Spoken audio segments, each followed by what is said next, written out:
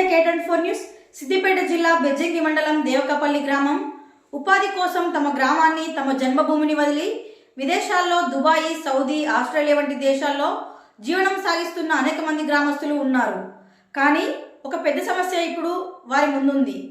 విదేశాల్లో ఉన్నప్పటికీ తమ గ్రామాన్ని ఓటు వేసి అభివృద్ధి భాగస్వామ్యం కావాలనుకునే వారికి ఓటు హక్కు రోజు రోజుకి దూరం అవుతోంది.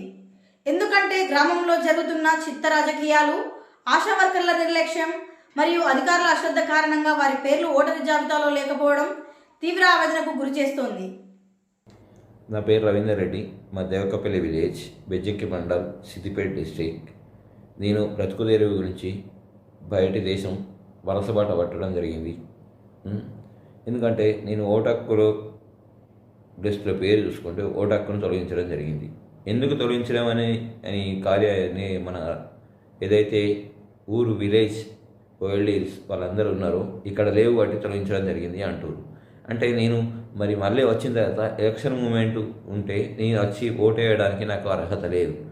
అంటే ఈ విధంగా జరగడం ఎంతవరకు న్యాయం? అక్కడ ఉండి మనం బ్రతకలేని పరిస్థితులతో వలస దేశాలకు పోయి ఏదైతే ఉన్నామో మా అందరినీ ఓటు హక్కులోకి తొలగించడం ఇంతవరకు సమంజసం. ఈ విధంగా చేయడం రాజకీయ నాయకులకు మరియు దేవకపల్లి గ్రామ సిబ్బంది మరియు వాళ్ళందరి ప్రమేయంతో ఓటు హక్కును తొలగించడం జరిగింది. ఈ విధంగా చేయడం వల్ల ఎంతోమంది నష్టపోతారు.